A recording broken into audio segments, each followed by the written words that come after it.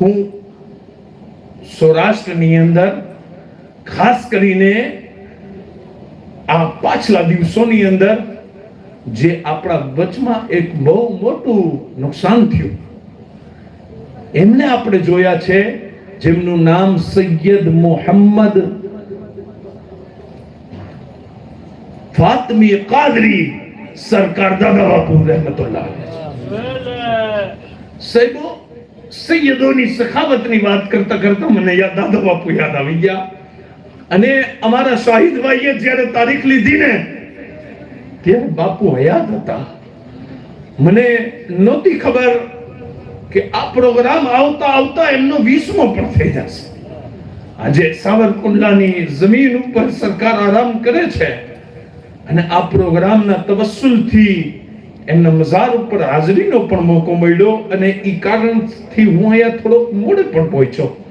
પણ સાહેબો, સરકાર દાદા બાપુની અંદર જે શાન હતી, જે ઝલક હતી ને, બિલકુલ જ્યારે આપણે દાદા બાપુને જોઈએ ને તો એમ થાય કે હાય હાય, આમના દીકરાની આ શાન છે તો પછી મૌલા હસન હુસૈનની શાન કેટલી બદલાઈ છે.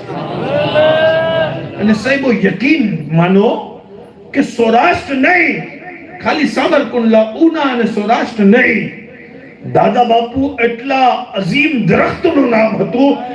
હિદાયતનો એવડો મોટો દરખ્ત અને હિદાયતનો એવડો મોટો ઝાડ હતા કે જેમની દાઢીઓથી 1000 દિલોની અંદર ઈમાનની રોશની ઝગમગ થતી હતી.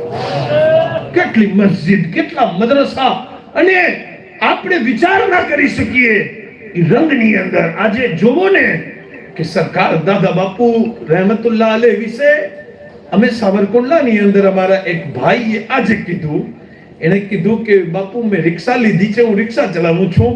અને એક ગેર મુસ્લિમ મને એમ કહે છે કે દાદા બાપુ ચાલ્યા ગયા, હું પણ યતીમ થઈ ગયો. મેં એને પૂછ્યું, તને શું થયું અને તું અમારા પીરો મુર્શિદને કઈ રીતના ઓળખતો હતો? એ કહેવા લાગ્યો કે એ મારા શિક્ષક હતા, હું વિદ્યાર્થી હતો. હું એમની પાસે શિક્ષા લેતો હતો, મોટો થઈ ગયો, બાપુએ ભણાવવાનું મૂકી દીધું અને મારું ભણતર પૂરું થઈ ગયું. વર્ષો વીતી ગયા અને પછી મને એક દિવસ એવો સમય આવ્યો કે ખૂબ જરૂરત પડી અને મેં સરકાર દાદા બાપુ સામે પોતાની મજબૂરી રજૂ કરવા માટે ગયો.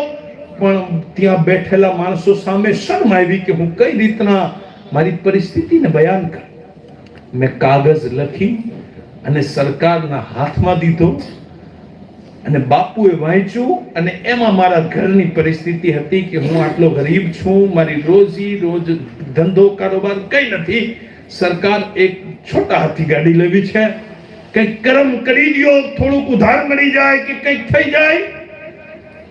આ પત્રને કાગળને વાંચી અને દાદા બાપુએ કીધું, તું ઘરે ગયો જા, કામ તારું થઈ જશે. કીધું, હું ઘરે ગયો છું. અઠવાડિયાની અંદર મારા ઘરે છોટા હાથી આવી અને ઊભી હતી. આવી સખાવત કે હકીકતમાં અમે ગુજરાતીની અંદર તકરીર કરવા વાળા માણસો તો ખૂબ સમજીએ. સાહેબો, દાદા બાપુના દામન જ્યાર સુધી માથે હતો ને, દુનિયાની અંદર શું થાય છે કદી કોઈ વસ્તુની ફિકર નહોતી. અને એમ મોજ હતી કે એવડી મોટી હસ્તીનું દામન માથા ઉપર છે. પણ આજે એ કમી મહેસૂસ થાય છે. અલ્લાહ પાક એમના દરજ્જાને બુલંદ કરે અને આલે રસૂલની જે શાન છે એ શાન ઉજાગર છે અને ઇન્શાઅલ્લાહ કયામત સુધી ઉજાગર થશે. અને દુનિયા જોશે કે ઈ યઝીદ જે 5-7 છોકરાઓને મૂકીને ગયો તો ને, આજ એનો એક પણ દીકરો દુનિયાની અંદર કોઈને મળ્યો નથી.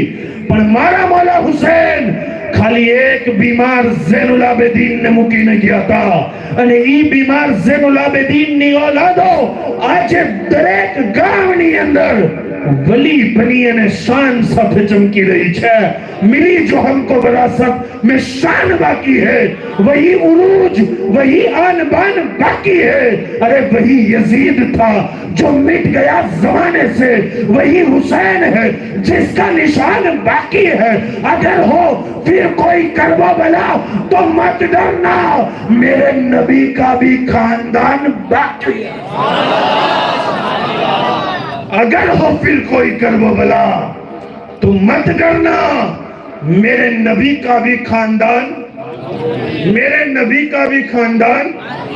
अल्लाह पाक सरकार दादा बापू ना दरजा ने बुलंद करे અને સરકાર અહેમદ મુનીર બાવાને ઉમ્મતની અંદર જે મર્ઝ છે એ મર્ઝ દૂર કરવા માટે મોલા મુકર્રર ફરમાવે, એમનાથી ઉમ્મતને ફાયદો પહોંચાવે।